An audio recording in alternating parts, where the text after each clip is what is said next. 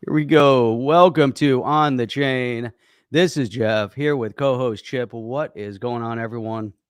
What is going on, crypto? What is going on, XRP?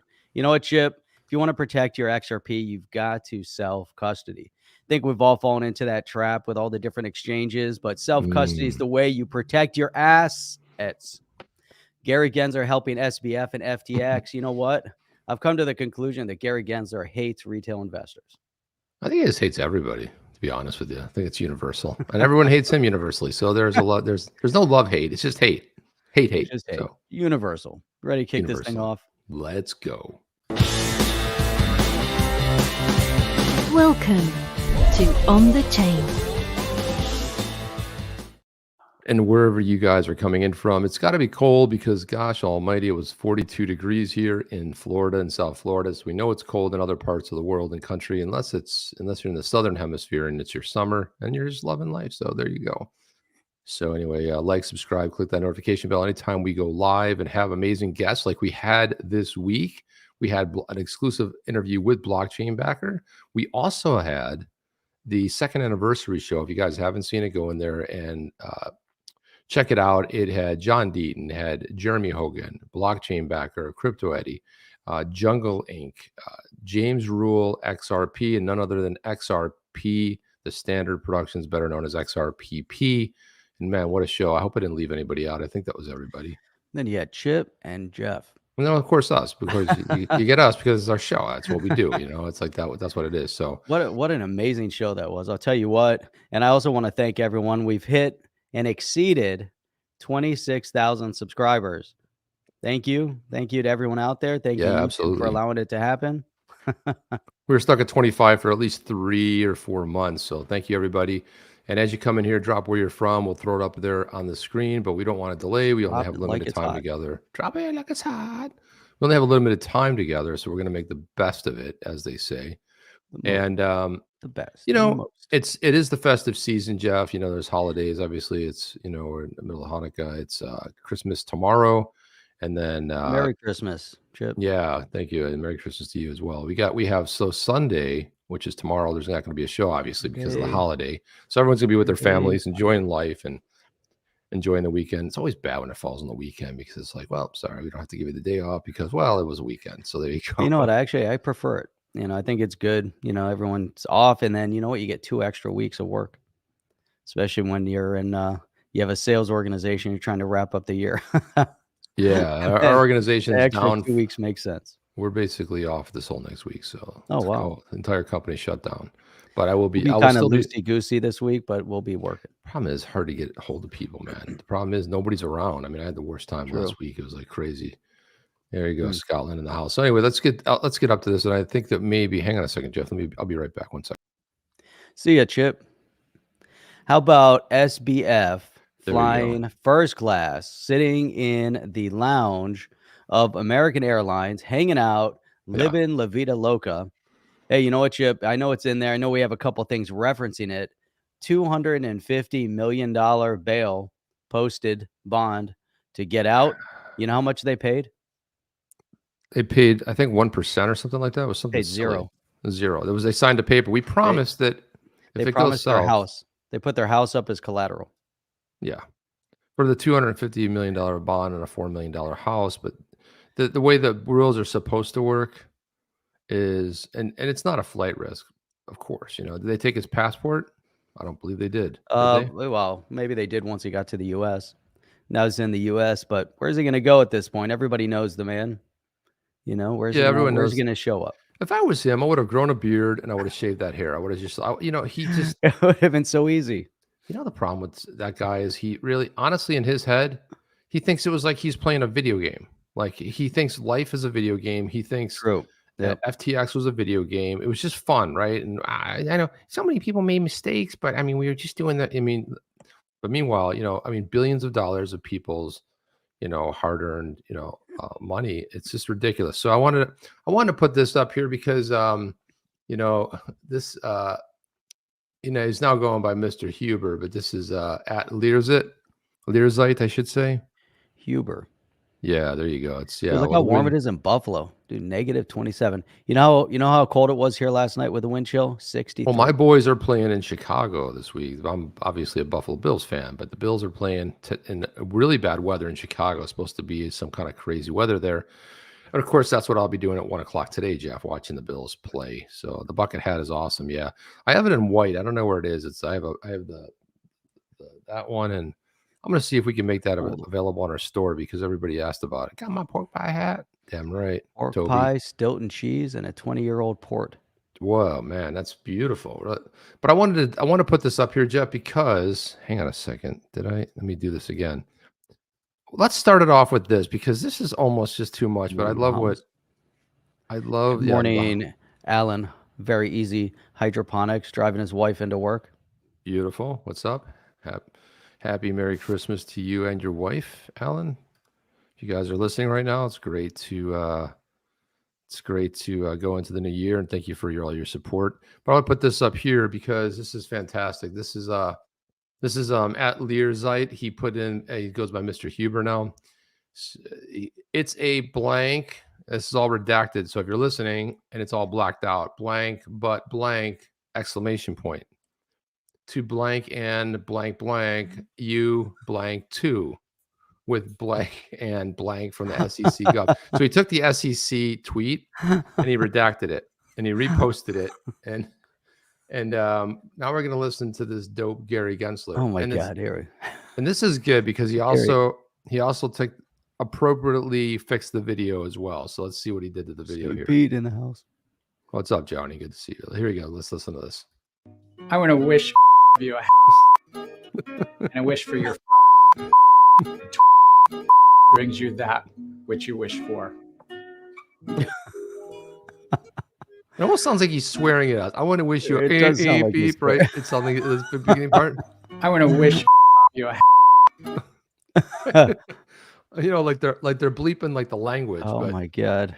And you can see even on the subtitles, it's redacted on the subtitles. Oh, that's and brilliant. I wish for your And I wish for your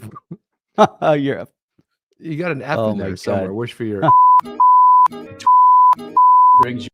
Now I will say that beeps a little on the loud side, Jeff. Quite honestly, it's a little loud, but this is just terrific. This is what you call creativity at its best.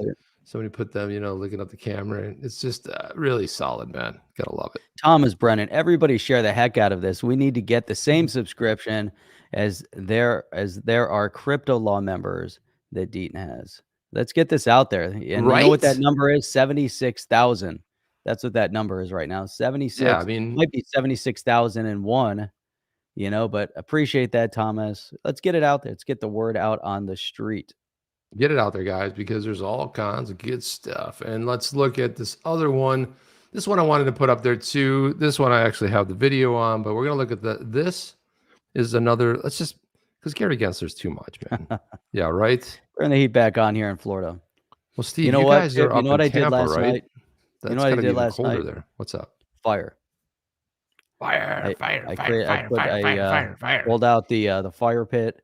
Beautiful. And had a fire going last night. 42 degrees here in South Florida. So I don't know what it is up there. It's got to be in the 30s. Let's look at this. Here you go. As we get into this, look at this. Miguel, central bankers and SEC are complicit with SBF in wrecking retail investors. It was always part of the plan. You know what? That's going to be a common narrative, and that all is coming out. People know. People are watching. Yep. I mean, it really is. Let's look at this here. I want to show the tweet first because I like to give a shout out to the people that put the work into this. But this here is Leonidas, longtime excellent community member. This is Gary Gensler from MIT. This is April 23rd of 2018. Okay, he talks about compliance, changing behavior without enforcement. There needs to be clarity in the market. Okay, so it's funny how things change, Jeff, right? It's so funny how they change. But let's listen to this video, and this is Gary Gensler.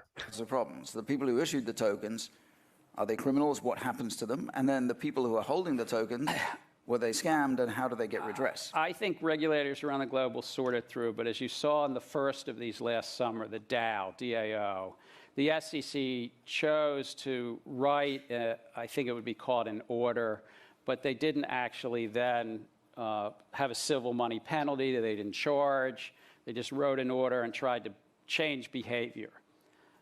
I think there is a reasonable case to be made that if you can come into compliance, if the Securities and Exchange Commission gives some number of months, and I don't know what that is right in a period of time, but some number of months or a year or whatever to come into compliance, then they'll look forward. The challenge is compliance is about disclosure. That's hard to do, but it's doable. Compliance is about the manner of sale. You can't change the manner of sale from 2 years ago, but maybe you can change the manner of sale going forward. Compliance is about beneficial ownership. That's a tricky one. Compliance is about anti-fraud and insider trading rules. Tricky one. So, you know, but I think it's more like, let's look forward, and there's 1,000+ horses running out of on the field that got out of the barn. We've got to kind of bring them into compliance. And even for Ripple and Ether, or maybe it's, you know, EOS or NEO or something, you know, but for the big market cap ones, there needs to be clarity in the market. And if the clarity in the market is that they're not securities, they might still be commodities, they might still need to comply with all those laws and so forth, but I think it's a period of time. But if you do an issuance now. Okay, so Jeff, and that Now. And the face is so fitting right there. So here's the interesting part. Right. All right, we only need one wah wah wah. Okay, so here we go. So the funny thing about this, Jeff, it sounded an awful lot like in the beginning he was describing something that Hester Pierce put out. Right, you have 3 years to get into compliance, and you know you have. Remember, he said he didn't read it. He didn't read it, but he basically had it in his head prior to that coming out. Right? What was that called? What was that? What was that, guys? Drop it in there. I can't remember what that was. That was Drop it like it's hot. Drop it like it's hot. What was that called? That was the I have fair notice on my head, and that's not what it is. It was the safe harbor. Safe harbor. The safe harbor, where she said you get 3, and he's like, showed up at some event, and they were like, Gary, I haven't read it yet. You haven't read it yet. But meanwhile, you pretty much proposed it. Give them time to come into compliance. I think the regulators will sort through it until I become a regulator. But I also think a lot of this conversation was all basically juxtaposition for the whole this whole thing about moving stuff around and then pretending to be a crypto, and I'm going to come into crypto, right? I'm at MIT, and I'm going to do this and that. Then he becomes a regulator, and he just starts dropping the hammer. So that's a little bit regulator. Talking with his hands again. Tie his hands, and he'd be mute. Yeah, it's just he has his own private hand signal. Language. Sorry. He's a very he's a very odd fellow, but I think at this point, and it's everybody, Jeff. It's not just the crypto people. I really think it's everybody dislikes him at an outstanding rate. I mean, it's just. It would be interesting to see his on a graph, if you were to chart the graph of the love-hate curve for Gary Gensler over time, and see, you know, we can measure over time, you know, and then you could have, you know, different metrics within that love-hate relationship, right? So you track the love-hate over a period of time within the crypto community, and then you could do the retail community, and then you could do everybody else. Now, if you force people to sit and listen to him, whether they were, let's say they didn't even invest, do you think they would love him or would they hate him? I wonder what the curve would look like. That's a good question. I think the curve is going to go, on the hate meter is going to go sky high. That's my personal It's going to go really high. At one point, does it ramp up? You know, is it going to kind of be a gradual rise over the past couple of years if we do kind of overturn, or is it going to be? I don't know. I think it's going to be pretty bad. But look at this right here. I wanted to put, this is actually pretty interesting because somebody left this comment and really makes a lot of sense. And I had a couple people out there comment on this who are in the know, but look at this here. This was left on video. This is Darrell Woodby. He left this 5 minutes ago. That's when I captured the screen. But this is he left us on the SEC v. Ripple 2nd anniversary extravaganza, which it really was. A lot of great folks joined us. Extravagant. It was very extravaganza. That's a great word. Well, how often do you get to use extravaganza, right? So he basically said that I was thinking the phrase regulation by enforcement implies that a specific law has been violated. Wouldn't it be more accurate to say regulation by litigation, because no specific regulation has been broken?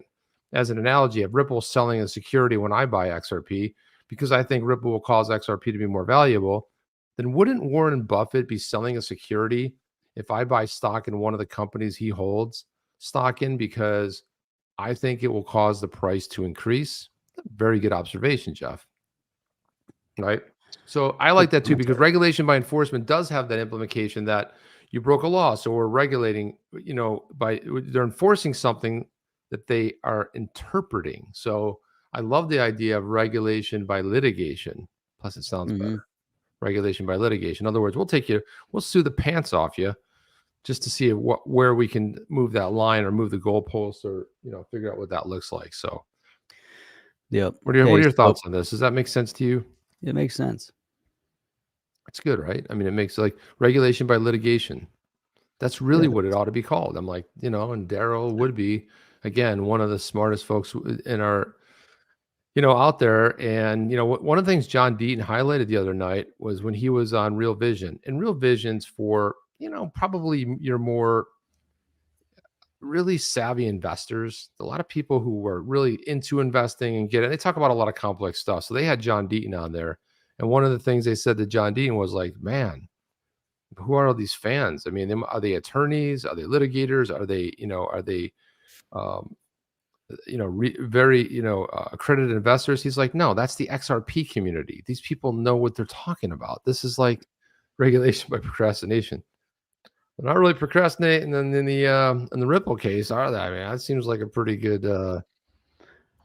So it's interesting, Chip. So we talk about so if you want to regulate through litigation, we see the Howey test, right? What was the outcome of Howey? Howey was through litigation, right? The SEC ended up bringing him, and look what the outcome was, right? So they try to regulate and enforce within the SEC based on certain rules from an outcome of a lawsuit. When they brought Howey to court, and they brought it all the way to the Supreme Court. And what's interesting about that? So after the show the other night, my dad called me and he said, and we were talking about Howey In The Hills, because Howey In The Hills isn't really too far from where he lives. And he was wondering why you were driving past Howey In The Hills. And then I explained to him the significance of Howey In The Hills, because we were talking about the third anniversary of the SEC v Ripple case. Whoa. Second anniversary. Let's not. No, we're talking about the third one is going to be in person. So okay, good. Okay, I got a little nervous. You started saying we're not going there. All right, good. Okay, I thought you were talking we're going to have another third. Oh man, okay. Well, we're going to have a third anniversary of it, but it's going to be in person, and it's going to be in Howey In The Hills, which would be an appropriate place to hold a whether it's just a meetup party or whatever. Hopefully, we're not discussing, but maybe at that point, this whole case is at the Supreme Court level. We don't know.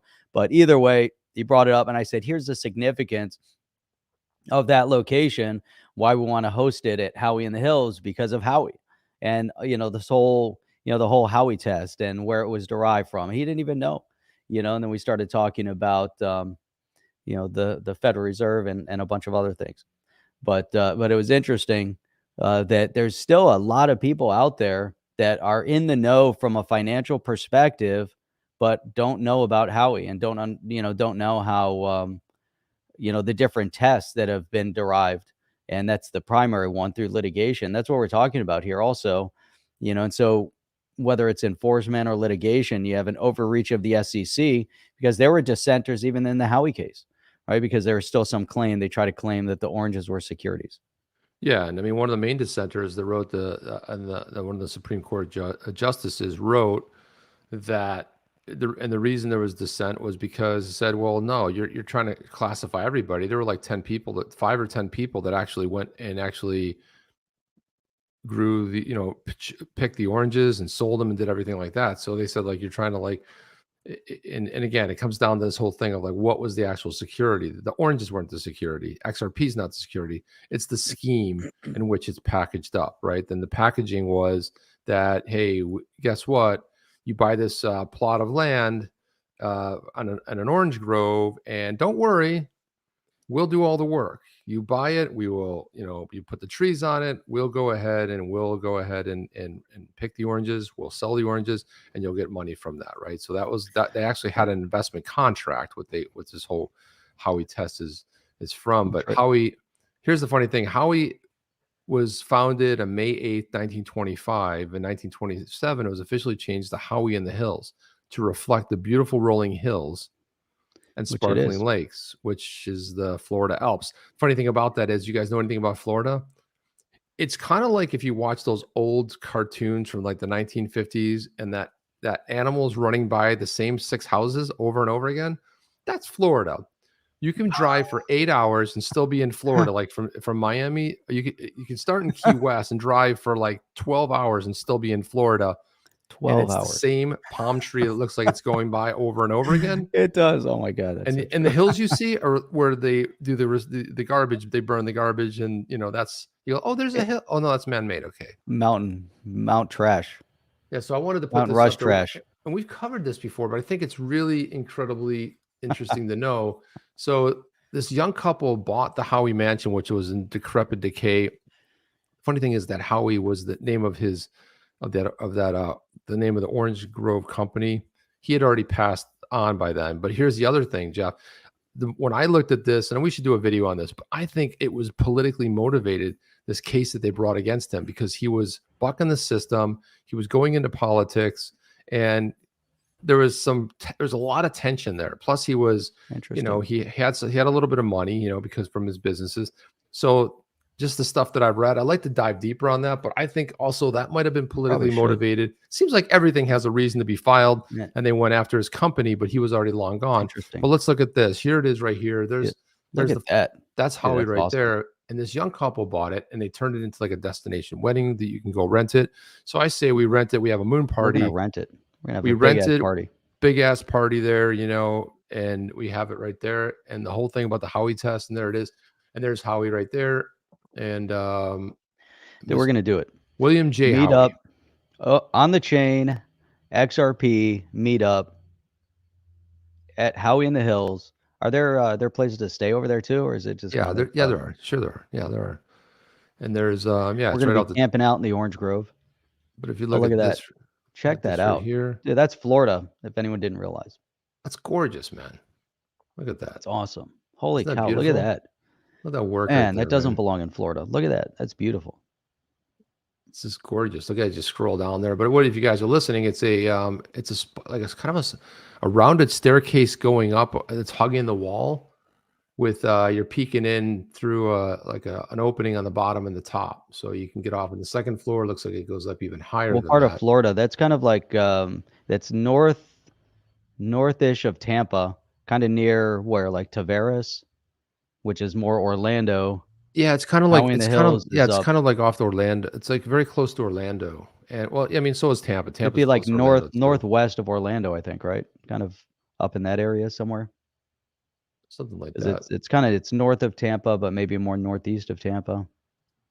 Man, and they bought this thing for like $400,000, but this is to just show you right there. So there's the backyard area right there, and they restored it to its original glory. It took a lot of money, but you can see there's like a wedding in the back there. Just beautiful thing that they got there. Soon we're gonna have the on the chain meetup. Nice to have that there. Wouldn't it be nice to have that there? Dude, that'd be so awesome. What a great place, because people can fly into Orlando, they can fly into Tampa, and then when we have the party there, we'll have like a 2-day, gala over there. We'll get speakers, have everyone coming through there. Brad Garlinghouse will be a keynote. John Deaton will be a keynote. Let's see what maybe this even costs. David Schwartz will show up. Man, that'll be awesome.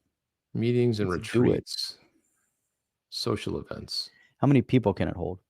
Let's see what this is. Holiday party. You can post your party, check your availability. They got a tour right here. Let's see what this tour looks like.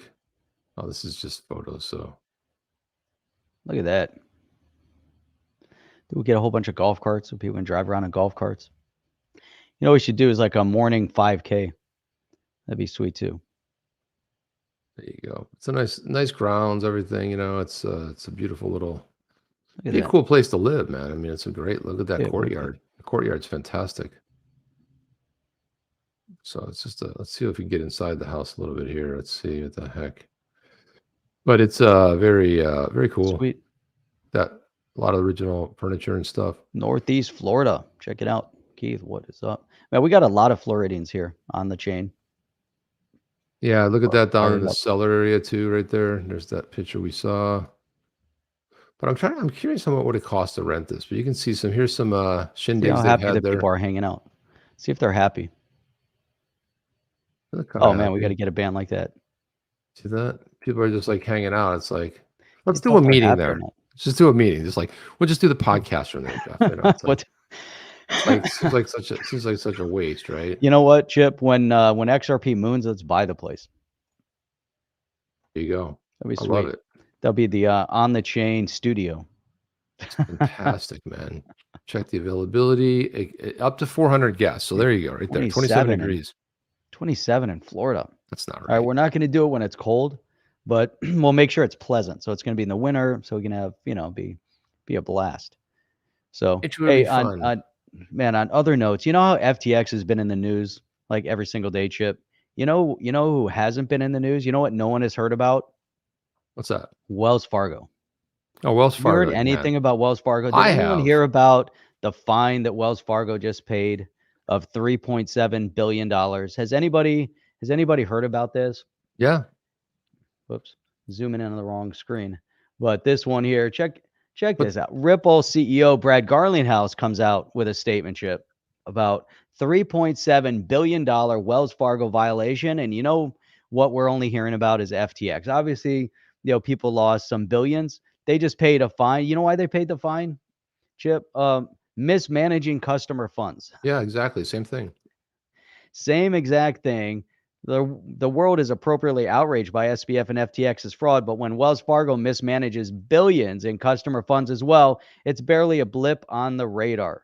So we got to think about that. So Wells Fargo was charged by the CFPB, which is a Consumer Finance Protection Board, with mismanaging funds relating to auto loans, mortgages, and deposit accounts. And so you know what? Instead of trying to refund, what do? They pay a $3.7 billion fine. I like how Brad Garlinghouse comes out and says it was shameful that Gensler often lectures crypto firms on regulatory compliance, failed to see the FTX disaster coming despite having multiple personal meetings with Bankman Fried.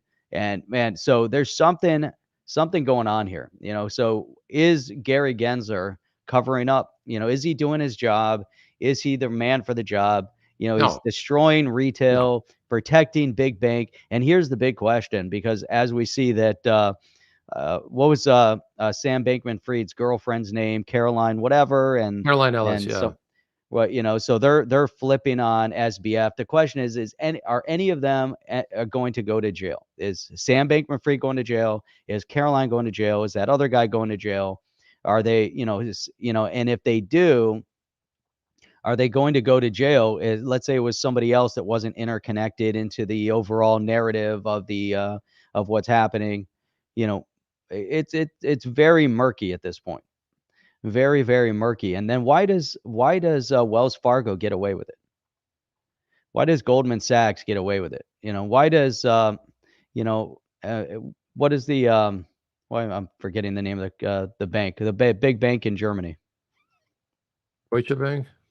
Deutsche Bank. Why does Deutsche Bank get away with it? Every time you see the fraud and the way they mismanage customer funds, and there's all these, breaches of KYC, AML, and then they just get a slap on the wrist.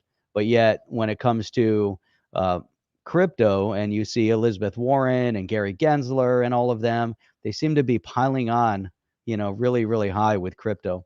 It's a really interesting dynamic, something that people, that we all have to we have to stay very, very vigilant of. And, we have to watch every single move they make, because there's something wrong. There's definitely something wrong. There's something wrong with SEC. I like this one. It's ridiculous and frankly shameful that Chair Gensler was touting the SEC's enforcement actions as cop on the beat, yet per public reports met with SBF multiple times, was caught completely flat-footed when the alleged fraud finally came to light. So, Chip, I don't think that he was caught flat-footed. No, I don't think so either. I think there's way too much going on here, Jeff. Look at this. Just before we get into it, though, but this here, just so people know and get an idea, this is, and we're not singling out Wells Fargo. Trust me, B of A. All the major banks are in this. Every large bank has gone through this. This isn't singling anybody out, but if you look at the penalties since 2000, that's 22 years. How big is that number there? $22 billion they've been fined? Am I reading that right? 100,000, Yep. million, 22 $22 billion, 229 records. Look at these financial offenses, $10 billion, consumer protection related, $6.4 billion, government contracting related offenses, $1.2 billion, employment related, $900 million, I should say. But you just look at this, and this is a tracker that tracks them all, and then here's your individual ones that tracks So down. here's a question, It's Chip. amazing. If you ignore what they say, where does the money go? Right. So if you're sending $3.7 billion in fines, look at my shirt. I'm getting invisible. There you go, invisible boy. You're invisible. It's gonna be like Back to the Future. It'll start fading out. So, but if it, a great think about site. where this money goes, and it's always following the trail, right? The money trail. So they get caught out there, but then they pay a fine. Nothing happens to any of them. Every so often, one person goes down, and you know that they're just a scapegoat. You never hear from them again. But money gets funneled. Right now they're sending more money overseas. Another I forget how many billions of dollars they're sending. They just passed a $1.7 trillion spending bill that nobody read. Money has no meaning. And it has all kinds at the of end of the garbage in day. it. The whole idea was to keep the government open, fund the government to keep it open. 1.7, largest funding bill in history, has nothing. In history. And so when you look at the blue teams, like the outgoing blue team got all their nasty stuff. Do we really care? Are we going to spend $4 million or whatever it was to learn how salmon, gender studies? Seriously? This is a waste. This is and all it does is funds all their buddies. So if you're one of the cronies in the party, and it's on both sides, they're both doing it. And the fact that even 18 Republicans signed on to this, shameful, man. Because if those Republicans said no, it doesn't get passed. Because it needs to be the what is it in the Senate, Jeff, to be able to pass a bill? It's 2/3 or something like that. It might be 2/3. I forget. Depends on what they're voting on. Depending but on what it is, what they're voting on. Yeah, and so it's just shameful, man. It's disgusting, So Michael Atu is saying, Jeff, the fine is nothing compared to the money they've made, which is true too. Think about that. Think about how many billions and billions and billions of dollars they make, So it just, everything is upside down. That's where the decentralization is so critical at this point. There has to be a reset, right, Chip? There has to be a reset, meaning that the power needs to go back into the hands of the people. Things have gone way out of whack. And as you look around, and I'm 100% into the capitalist form, of our financial systems. I think it's great. Let people build businesses, make money, do all that stuff. But at the same time, when there's a complete imbalance, when you're paying CEOs of these banks, the amounts of money that they pay, when you pay CEOs of organizations, the amounts of money that they make, and when you pay athletes, the amounts of money that they're paying them, and then who at the end of the day foots the bill. That's the disgusting part, is that it always filters back to retail. We're the ones footing the bill. And it was interesting because there was an interview with Kid Rock the other day, and he was saying how bad it is that people have to pay so much money to go see a concert, and that when you go into the concert venue and you want to get a beer, it's $12 but $14 for a beer. Food is whatever amount, and they take advantage of the situation. Yeah. Granted, supply and demand, but supply and demand, because now you want to see it. I get it. You want to pay it, but it's getting to a point where you don't have another. People can say, I'm not going to go. People are going to keep paying. But it's still, it's a method of taking advantage of the people, and we're seeing it from the highest levels, right? So the SEC taking advantage, supporting their friends, supporting their cronies, and then taking advantage of retail. And we're getting to a point where the revolution, as Jungle Inc. says, and it is coming, and cryptocurrency and the decentralized framework is the mechanism. Because it does create an environment, and that's what they're afraid of, Chip, and that's why they're going to keep fighting back. Because decentralization puts the power back into the hands of the people, allows you to control your money, control your investments, invest where you want to invest, make the money you want to make, take the risk you want to take, You know, it's nobody else's business what kind of risk I want to take. If I go start a business tomorrow and mortgage my house and do all this stuff and invest every last penny into a business making horse whips, do you think anybody from the SEC is going to come and say, hey, maybe you shouldn't invest every last dollar you have in making horse whips because there aren't, you know, you're probably not going to make money anymore doing that. And then you lose all your money. They're not going to say anything. But if I decide I want to mortgage my house and do all that stuff and invest in XRP, you know, or invest, that's probably not a good example. I want to invest in whatever, you know, I want to invest in Ripple tomorrow because it's currently a you know, a security, you know, so I want to invest in stock in a pre-IPO situation. They're not going to let me do that if I don't fit their model. Exactly. Right. But I can do it. I can start my own business tomorrow and lose all my money. You know, the whole thing is there's no protection. There's no protection. They're protecting themselves. They're protecting their cronies. They don't care. They don't Look at care. this right here. So, you know, Elizabeth Warren was a complete, I think I can say this with confidence, is a complete and utter moron. Okay. Because she, first of all, she doesn't sound smart. She sounds like an old, she's always like complaining and railing against the system. It's like, no, you are the system. Okay. So it's like, you know, they need to do this and no, you need to do it. But she wanted to, she had a proposed bill that would make transacting with self-hosted wallets way more difficult. And so Warren Davidson came out and said, and he has a You Keep Your Coins Act, which really combats the stupidity of, you know, trying to imagine it's your cryptocurrency, but you can't keep the keys and you can't self-custody. This is what's wrong with these people. It's like that whole idea of, Jeff, that whole rant you just went on is exactly what this is about. It's all about keeping your money, keeping your stuff safe. You do it yourself. And so Warren Davidson came up with this. He's been really kind of pushing this. He said self-custody is the antidote to FTX's fraud, and my Keep Your Coins Act would protect self-custody from misguided attempts to restrict it. Anyone attacking self-custody is telling you they oppose individual freedom. He's right on about that, Jeff. And 100%. It's so funny that it seems like the Blue Party has also distinguished themselves, in addition to being the party of not working human being, not the party of border security, not the party of so many things. They've also distinguished themselves and categorized themselves as the party that hates crypto, because it seems like that's kind of the case. Not everybody. There's a couple, but you don't even hear from them anymore. No, you don't even hear from them. They've been squashed. They've been silenced. You know, the party of intolerance, the party of fear mongering, the party of anti-crypto. Man, the list goes on and on. I'm not saying that everybody on the red side is good, because obviously there's, well, we're going to find out. I can put up a list that, you know, aren't good, you know, but yet, you know, I can list 18 of them, Jeff. All right. Exactly. 18 that have to go. But there's an imbalance, you know, so if you look at it based on that, you know, obviously the blue team is overbalanced in hate of crypto. The red team is overall, as a percentage, is in favor of, you know, of self-custody, of kind of a decentralized framework, limited government, all that good stuff.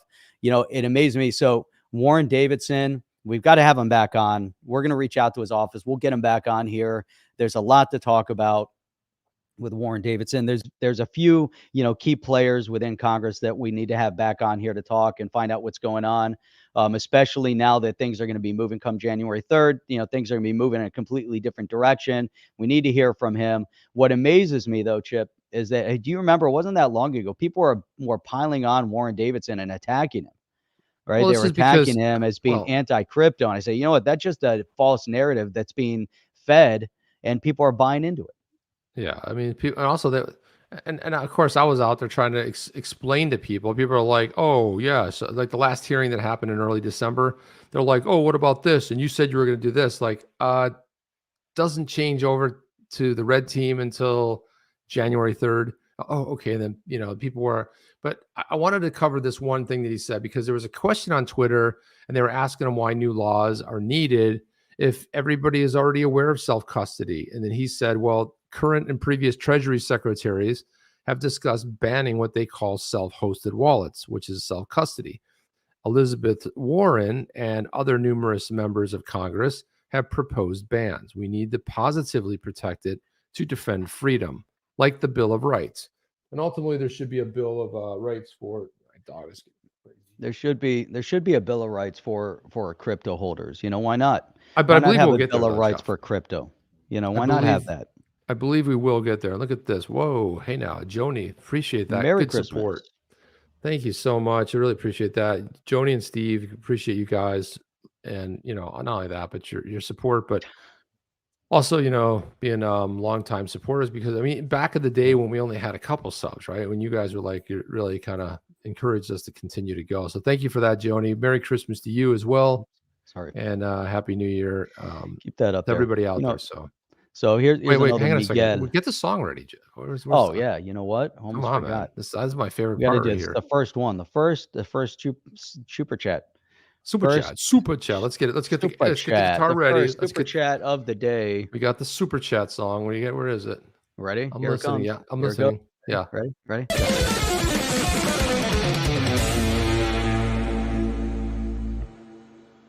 Yeah. All right. Yeah. Yeah. That's it. Yeah. Thank you for that. So yeah. So unfortunately, there's a Bill of Wrongs rather than a Bill of Rights. And it's called Congress. That's what we call them. The Bill of It's Wrongs or Congress. The halls of wrong. Miguel, your keys, not your crypto, as per Warren. Yeah. So Jeff, this is pretty good right here. I gotta show this right here. So let's dive in. Well, there's two things here. So Brad Garlinghouse talked about this.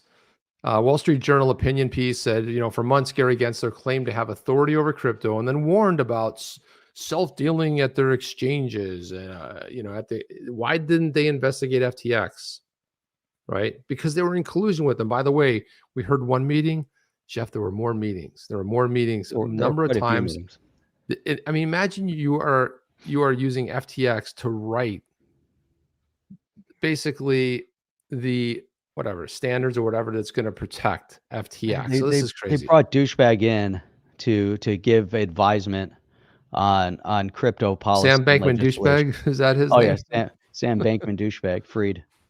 What I mean, come on. He was freed. FREED. It was freed. But He was fried. Garlinghouse He was freed. He'll never be fried. He said, this is 100%. Yeah, agreed. It was ridiculously and frankly shameful that Chair Gensler was touting the SEC enforcement actions as the cop on the beat. Yet, per public reports, MET meetings with SBF multiple times, but it was caught completely flat-footed. We read that in the article. I know it's in the article, but here's the thing I want to comment on though. Yeah, I want to get to this part right here because this is the opinion piece right here, and this is the question. This is the question that's asked right here. Dude, he doesn't even look like the same guy anymore. Look at go to that picture. That's not even the same guy.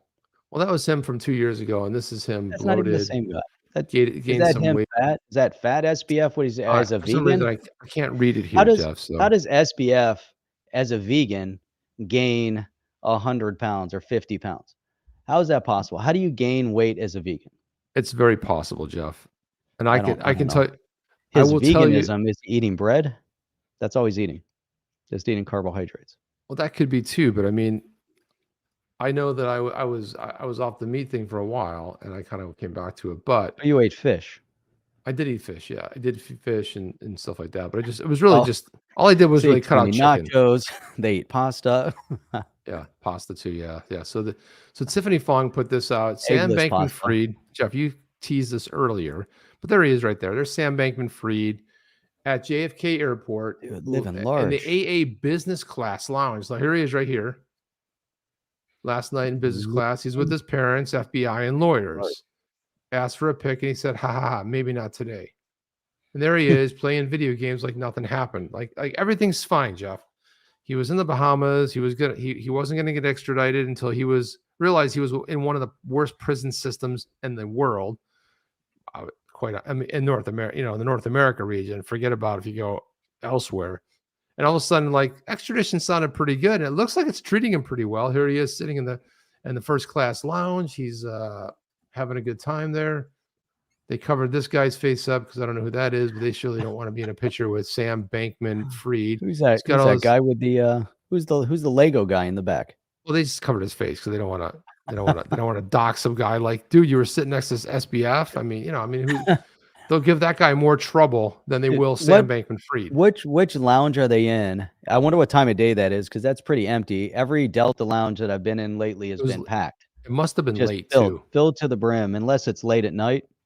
I was in the one in Atlanta late at night, and there weren't too many people in there. And someone said, so Tiffany Fong said, Sam Bankman-Fried en route to his parents' house, Beanie is an excellent disguise, sir. So look at this. He's got a beanie on. There he is in first class. Got his American shoes, Airlines first class looks nice. Man, it's putting Delta to shame. Look at that. Right? Putting Delta to shame. Yeah, look at all the legroom. These probably chairs like go all the way down. You can like probably lay down on those chairs. But he seems to be living pretty large, though, I would say. He was living pretty large in the Bohemian prison. You know, Bohemian jail. I'm just trying to see what else there is in here. Leo saying, if he was my son, I'd take him to jail and not in first class for sure. Yeah, I mean, so this is the thinking with the parents, right? He just basically blew through 10 billion plus of people's lost it. $10 billion. But they were complicit. First of all, parents are going down too. I don't care how you slice it. They'll get the parents and definitely complicit. And Jeff, a lot of people were coming out saying, well, they didn't get them on any crypto related issues. No, because wire fraud is the easiest thing to nail somebody on. They went with the simple, they say the shortest distance between 2 points is a straight line. All those counts that they brought them up on, there's no out lawyering that's going to do it. It was wire fraud. I mean, there's no other way around it. So stuff that they know they can get, they don't need even to go to crypto. And frankly, frankly, that's not going to help because it's too murky right now. We don't even have clear regulations. It's ridiculous. Right, yeah. So, and that's part of the problem. Had the Token Taxonomy Act been passed 2 years ago, 3 years ago, whatever, we wouldn't be in this position today. Had we had regulatory clarity passed by Congress, FTX wouldn't happen. Gary Gensler wouldn't happen. All of this stuff would have been behind us. It wouldn't have happened. So this all falls at the feet of the blue party that have silenced it. Maxine Waters is complicit in this entire outcome. All the billions of dollars that people lost is at her feet. So if you want to point the finger, yes, FTX created the problem, backed up by the SEC, protected by Congress, protected by Maxine Waters, protected by Gary Gensler. They're complicit based on the fact that they silenced legislation that would have provided regulatory clarity a couple years ago. Jim D. Brad Garlinghouse is suddenly getting quite public in criticizing the SEC. This is not like him. So it implies to me that something big is happening where he feels safe to speak out. He is lambasting them, Chip. The crypto investigator David Mills representing SBF, possibly preparing for a mental health defense. Attorney David Mills, and professor for Stanford University, specializes in white-collar crimes. Interesting. I mean, look, he's probably going to get a sentence, but if you look at Bernie Madoff, who mismanaged billions in funds, 150 years, right, and died in prison. So, I mean, how is this guy going to get anything less? How is he going to get off anything less? And if you look at who's the one with that fake company we talked about the other day, what's her name? Can't remember her name. The Theranos founder, Elizabeth Holmes. Oh yeah. So Theranos, she got 8 years in prison, which means she'll be out in 3 to 5. This is horrendous. I mean, and in that case, it wasn't so much.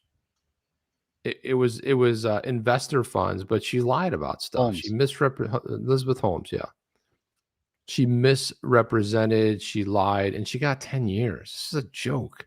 So what is Sam Bankman-Fried going to get? Meanwhile, you've got people sitting in jail for coming up on 2 years for an incident that happened on early January of 2021. Yeah, 2021. Sitting in jail, no due process, no fair speedy trial, and they've done nothing. They basically were loitering. They were basically loitering, protest, whatever you want, in jail for 2 years, no trial. This guy is flying first class. He signed a promissory note that his parents, you'd have to chase him down for the money. I mean, do we know that he got his passport? I don't know, but this is funny. No, Get Joel but Katz. ZD is saying the whole family might jet out to Israel living on his billions. I don't think Israel is a safe haven. Definitely not a safe haven. No. So he won't be going there. And if he won't goes be going there, he's going straight to prison. He's coming right back to back Yeah, here. So if there's you wanna no know way he's going to Israel. one of the last places he would want to go would be to Israel, right? Especially since with the alliance they have with the U.S. and extradition treaties, he's not going to get very far. He's not going to get very far. And with It's not BB like on back the in, it's job, not like back no. in the day with who was our big mafia. Man, spacing out. On There was a bunch of them, Jeff. It's hard you to know, say. back in the heyday. Why can't I think of his name? You know the thing. You know the thing. You Anyway, know the thing. As you guys, somebody will drop in the chat, but here we go. David Joel Katz Schwartz said this. So Sam Bankman-Fried is out on bail, has no restrictions on his use of computers, and follows me on Twitter. Awkward. Can you imagine that?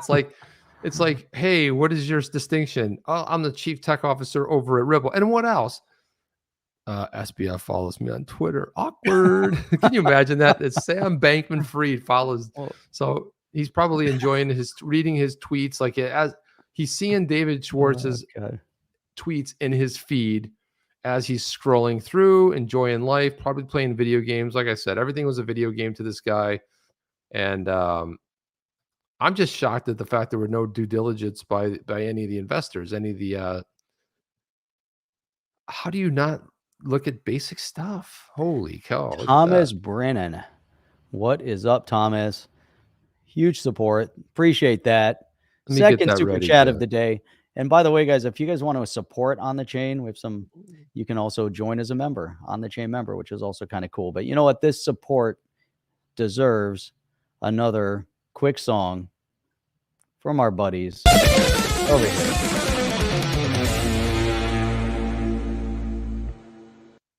You know what I say to that? Yay.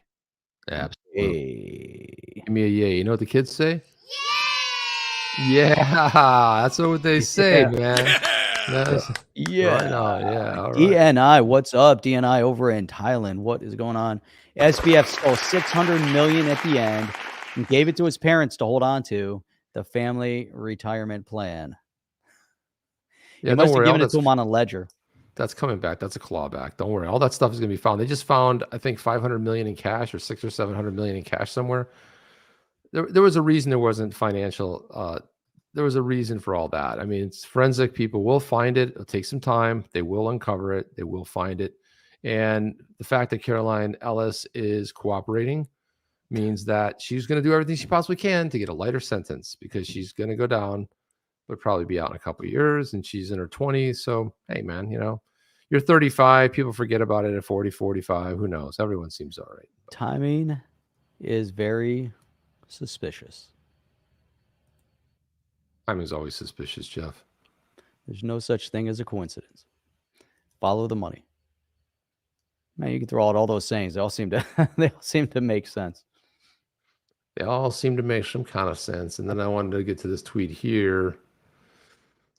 Bill Morgan put this out here. He said, the SEC is arguing that they haven't waived privilege against the world because they handed them to Ripple as ordered, but under the protective order without giving up the appeal rights. So I'm not sure how the SEC argues it hasn't waived privilege when the court found they're not privileged. So he was commenting on a tweet, but then Jeremy Hogan came in and said, well, the SEC lost the privilege issue, so it's moving to the sealing issue. And sealing, not the above you, but SEALING. General rule is the moving party must show an overriding interest. And in parentheses, he said, I think that's the verbiage. And the SEC is arguing it will fight the DPP privilege argument in other courts, and that is the interest. So there you go right there. That was it. Now I found the guy. You know who it was? I don't know why I couldn't remember. Bugsy Malone. Are we going back too far? Mayor Lansky. Come here, see Bugsy over here, see? Who was it? Mayor Lansky. He was born in 1902, died in 1983. Mayor Lansky. He tried to flee to Israel. That's not the one I was thinking about. That's one of them. There were actually a bunch of them. I was thinking more of the... They turned him around. He ended up in Cuba. I was thinking more of the Italian variety, Jeff. He had a net worth of about 20 million, which is around 159 million in today's dollars. Yep. Very interesting stuff. So it wasn't Bugsy Malone, then, is what you're saying. It was not Bugsy Malone. There's a whole Bugsy Malone, see? So here, I'm trying to find some of the mafiosos here. Laurel from the Bahamas. My opinion, everything was planned. I saw a photo with Miss Waters in a picture with the Prime Minister of the Bahamas around the same time SBF had his groundbreaking ceremony. Interesting. There you go. Very So interesting how everything kind of lines up. here's a couple, Jeff. So there was Al Capone, famous, Lucky Luciano. That was 1948. You had Carlo Gambino, the Gambino crime family. Then you had, who else did you have here? John Gotti, which is that's who I was trying to think of, Gotti. And and then Meyer Lansky was the other. He worked with Lucky Luciano. Did you know that? Yep. Interesting. And then Don Vito. Hey, Don Vito. Don't mess with Don Vito. So there's a whole string of them, Jeff. A whole string of these cats meshing around. See, a whole bunch of them. Also, Matt Hamilton bringing, dispelling the FUD once again. It's amazing how Matt gets involved in this stuff, but here he is. It's a long one. I'm going to jet through this really quick, but this guy named Justin Bonds, I don't know who he is, but somehow Matt has like some kind of scanner. He picks up keywords and then he's on top of them. Like, he's incredible about this. So here he is. Justin Bond says, I do not support Ripple, far too centralized. XRP is based on permissionless nodes explicitly selected by XRP Foundation or individual users, which the XRP community believes is decentralized. They are wrong. Choosing who you trust is POA and not the same as a trustlessness. Matt Hamilton said, again, come on, bro, give it a rest. You've been proven wrong on this countless times. This isn't getting embarrassing for you now. Justin Bond says, I do not consider myself to be proven wrong.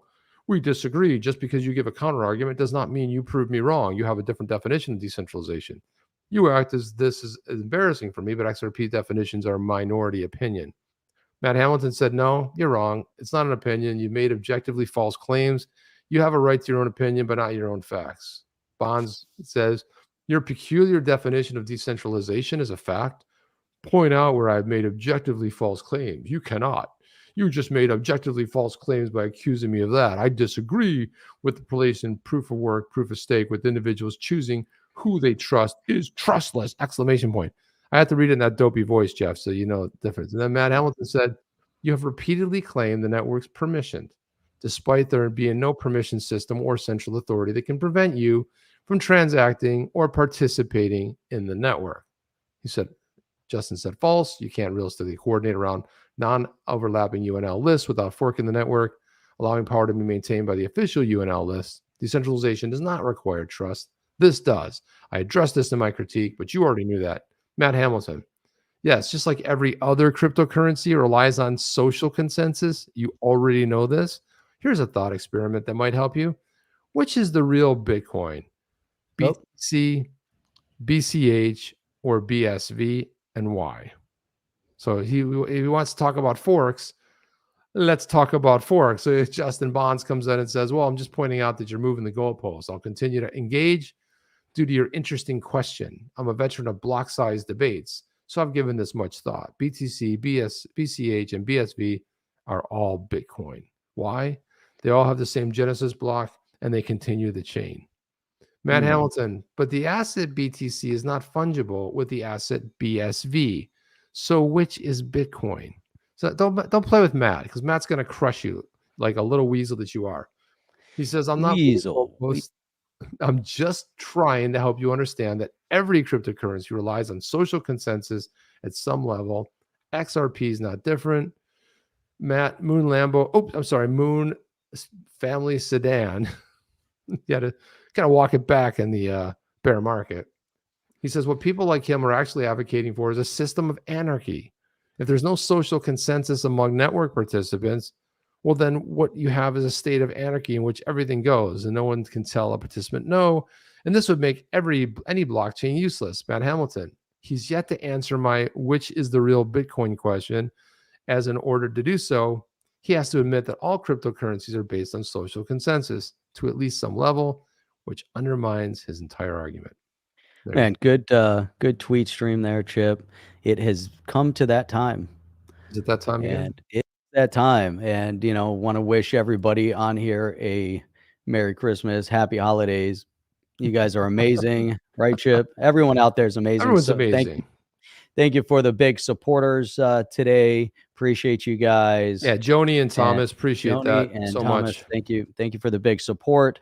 And we will be off tomorrow night, and everyone's going to be enjoying hanging out with their families, etc. We'll be back here Wednesday evening, 8 p.m. Eastern Standard Time. As always, Chip, we have the best and the brightest right here in crypto YouTube space gathering here with us.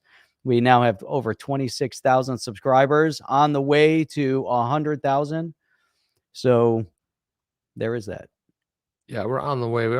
I think we're on the way closer to 30,000, but I like the way you think, And I'll go back there and I'll eat one of these lemons live. We get to 100,000. I'll go back there and I'll do it.